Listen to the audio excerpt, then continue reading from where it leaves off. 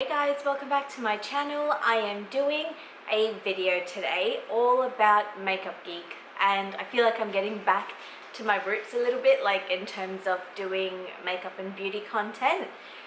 So I wanted to film this video ever since I found out that sadly Makeup Geek is closing business. I think Marlena mentioned it a couple of weeks ago now. I will get into all of that towards the end of the video, but I want to start basically by covering from start to finish of Makeup Geek and my thoughts on it and my experiences with it, what I thought of the products, and just like a little bit of Makeup Geek 101 history type of thing. So if you like the sounds of that, I hope you will stick around to the end of this video. If you like my channel, please give me a thumbs up and subscribe, and comment down below if you want me to do any other type of videos like this for other brands or beauty influencers, stuff like that. I would really appreciate your feedback as well. But yeah, let's go ahead and get started. So the owner of Makeup Geek is Marlena Stell, and she started her YouTube channel in 2008 when YouTube was barely a thing, especially for the beauty community. So she was really one of those OG beauty YouTube influencers, and so she was just doing like the old school makeup tutorials, product reviews, haul videos, that type of stuff, just basically showing you how to put on makeup and the types of makeup she uses, the techniques, stuff like that. Her following grew very quickly, I think, because she was one of those first ones, along with like Michelle Phan and all of those original beauty influencers. So she was from that era, and she used to use a lot of MAC products and other brands as well. But the reason that she wanted to start her own brand, from what I've read and looked up, is that she was, at the time when Marlena first started her channel, there was no such thing as affiliates or brand ambassadors, and so she was just like promoting all of these brands and all of these products and getting nothing for it. No one knew that you could even have such a thing, like have income from doing stuff like that. It was just not known. It was so new to everybody. And so she just felt like, I'm talking about all of these brands, all of these products, I'm getting nothing for it, and I love products so much that I'm just going to go ahead and create my own, so that way I'm still doing something I'm passionate about, and also I get to make some side money as well. I think that was her whole idea going into starting Makeup Geek. And she actually was a high school music teacher before she became who she is today. And so she started Makeup Geek in 2011 is when they opened their business, and she opened it with her husband at the time. And they started just with single pan eyeshadows. And these, at the time, I remember they used to have, like, on the website, say they had a shade like Cocoa Bear, which, oh my gosh, one of my favorites. So they started with single pan eyeshadows, and they used to compare them to MAC eyeshadows. There's shades and things like that even on Makeup Geek's website. To say a shade like Cocoa Bear, they would say a MAC dupe for whatever color in MAC the eyeshadow was similar to. And so I think that was their whole thing of not trying to be like MAC, but trying to give you the quality of a MAC eyeshadow while keeping the price low. And from what I've read and seen, the way they were able to do that is to sell directly from their website to the purchaser. So it wasn't like they were selling in brands, like in big companies like makeup companies, Sephora, Target, all of that in America. So they just went straight from their website. They would sell directly to the purchaser. So they were able to just, you know, eliminate that middle person and just sell directly to their consumer. And that's how they were able to keep their prices low, but still being profitable to them and selling high quality products as well. So their eyeshadows were extremely successful. Their business took off really well, and I think a lot of it had to do with the fact that she was already an influencer. She already had a big following going into this, and she had very good product knowledge. She knew the colors and formulas that she liked, and she created something that was very good quality. And speaking from personal experience, I can tell you that Makeup Geek's eyeshadow quality was absolutely remarkable, excellent. So I can't remember the conversion rate like from USD to AUD, but it was on their website at the time when they first opened, it was $6 for an eyeshadow, and it was like single pan eyeshadow. So they weren't like in pre-made palettes like we see very much of today. Back then it was all about single eyeshadows, and you would get your little Z palettes, which I have myself, and you just, you know, buy all your single eyeshadows, and you basically get to create your palette that you know that those shades in there are what you picked and ones that you will use. Because sometimes, and I can honestly say this from my own experience, I have so many palettes like from Morphe and other brands, and it'll be like a 35 color palette or whatever, and I only use maybe half of them, you know. So this wasn't like wasting money or wasting product. You were buying what you needed and what you knew that you would use. So that's one of the reasons I think they were so popular. And in that era, in about 2011, 2012, that was huge, single pan eyeshadows, and they were magnetic. You could pop them in and out of different palettes. They were great for traveling, all that type of stuff. And I think once like all the other influencers came aboard, like the biggest one I think was Jaclyn Hill at the beginning, and she was huge for their brand, in the rise of their brand. I personally do feel that.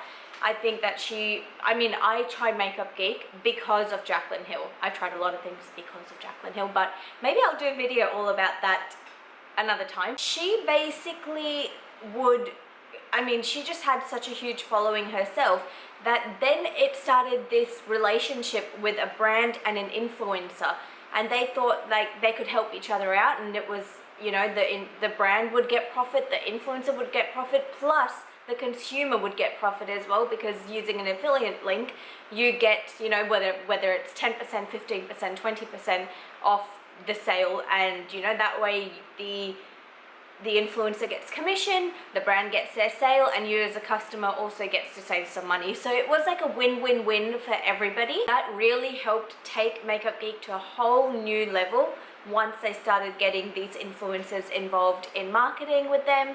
And, you know, the more they used the products, the more the brand got seen and became bigger and bigger and bigger. That was when I first tried Makeup Geek, was around the time I started watching Jaclyn Hill, which might have been about 2012, I'm thinking.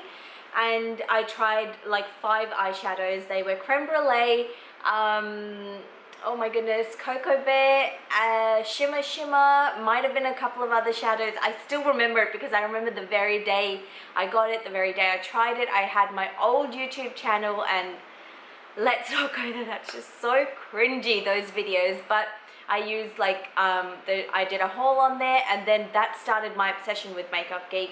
And then they started to definitely elaborate more on their brand, in like they did loose pigments, and oh my goodness, they are so good. And I still own 3 of their pigments, Afterglow, Insomnia, and Utopia. They are my 3 favorites.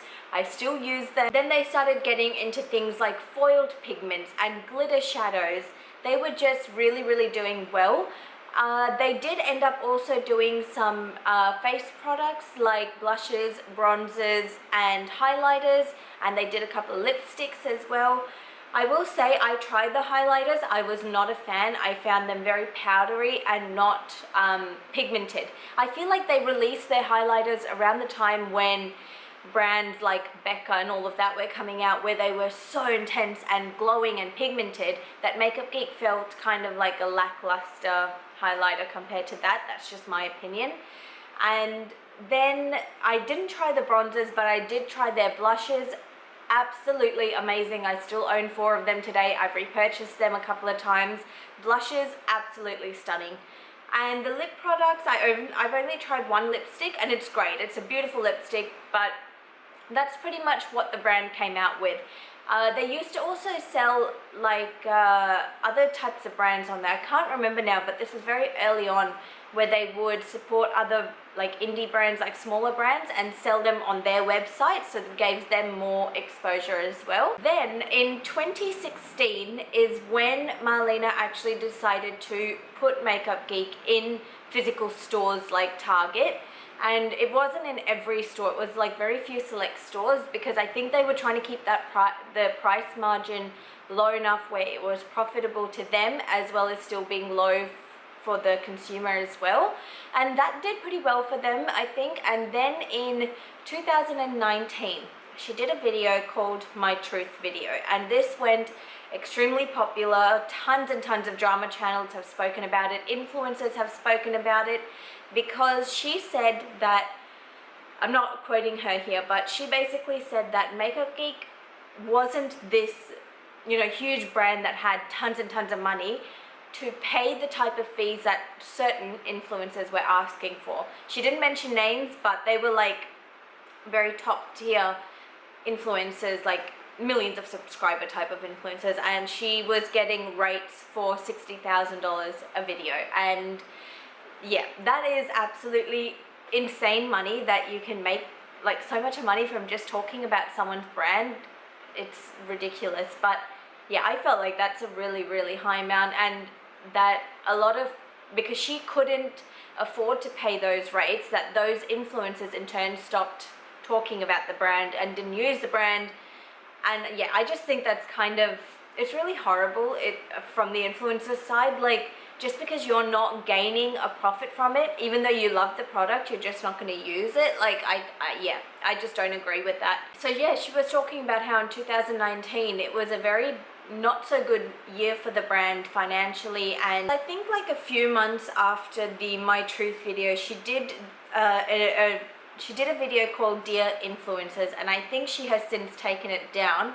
It was like an hour-long video, and she spoke to, but about a ton of different influencers like James Charles, Kathleen Lights, Manny MUA, Jaclyn Hill, and she just basically shared her side of what was going on in the drama at the time. It was very on trend for these influencers to be like sharing these type of let's talk videos like Jaclyn Hill's done and stuff. It was all around that same time period. And she mentioned, what I took away, two things from that video, was how she basically kind of helped Jaclyn Hill start Jaclyn Cosmetics, which I would love to do a whole video on Jaclyn Cosmetics, maybe I will. And she spoke about the drama that was with James Charles, which, yeah, I'm not a fan of him anyway. I never have been. I'm not a follower of his. There's just something that doesn't sit right with me, and it's just not something I enjoy watching. That's me, so don't come at me for that if you do support him. Yeah, so she did this Dear Influencers video, and I got a lot of insight into her side of the story as well. So I think it's really good that she did decide to share that. Then in 2020, she basically rebranded Makeup Geek. So it was like she did, I think she called it like a matrix system, where to me it seemed very similar to Tati Beauty's palette that she did. Like, you know how she had like 5 rows and they were all like the same tones but different textures and like formulas and stuff, if you remember that. To me that seemed very similar to that, and that's why I didn't really fully get on board with this whole matrix system idea. I didn't feel like it was on trend for the time that where we were progressing with makeup. That's one of the reasons why I think, for me personally, I stopped using Makeupgeek, is because I didn't feel like the product started, I just didn't feel like very thrilled by them after the like highlighter that I tried that set me off, and I was just like, yeah, I mean, they have few core products which are excellent, and I think that was their success. Like the eyeshadows, the blushes, all of that was so successful to them and what kept them going for so many years. And so yeah, when she rebranded this and came out with this whole matrix system, it initially had amazing success, sold out, and they were even trying to restock because there were people that couldn't get a chance to get it, but they were like on a wait list or whatever, so like when it got restocked you would get notified. And then came in COVID and just set the ball rolling downhill, because they weren't able to produce the restocks, and it was just a very slow production time for them, and it really took a hit for the brand financially and all of that, and that is the major downfall for Makeup Geek. It wasn't that their products were bad or anything like that. It was literally just really poor timing, and I don't think they're obviously not the only brand that has dealt with a loss like this, especially because of COVID. I think it's really impacted the beauty community, especially because it was like no one was purchasing makeup because you weren't using it, first of all, because you know, you weren't going out anywhere, and then you were wearing masks and all of that, so it wasn't, no one was really in the whole makeup zone. And I think that they were one of the brands that really took a major hit and loss from that, and I think that's why they are closing. So Makeup Geek will be closing in April of this year, so next month. Honestly, when I saw her post and video about closing Makeup Geek, I was shocked. I was really sad, because even though I hadn't been a customer in the recent years, I just remember having the most fondest memories of Makeup Geek, and just like that was my first real thing of, oh my god, I really love makeup and I really want to learn how to do this. And that was my first like great memory of makeup. So that's why I wanted to share my own opinions, my thoughts, and this whole history on Makeup Geek as a brand. I think Marlena is an absolutely wonderful person. I think she's got so much more success to come, I feel like, other than Makeup Geek. I feel like that was one chapter in her life, and I feel like we're definitely going to see more from her. And I mean, respects to her for being one of those original YouTube beauty influencers. She's just set the tone for this beauty community, I feel, and she is someone that has stayed true to herself from the very beginning, and that's very rare to see nowadays.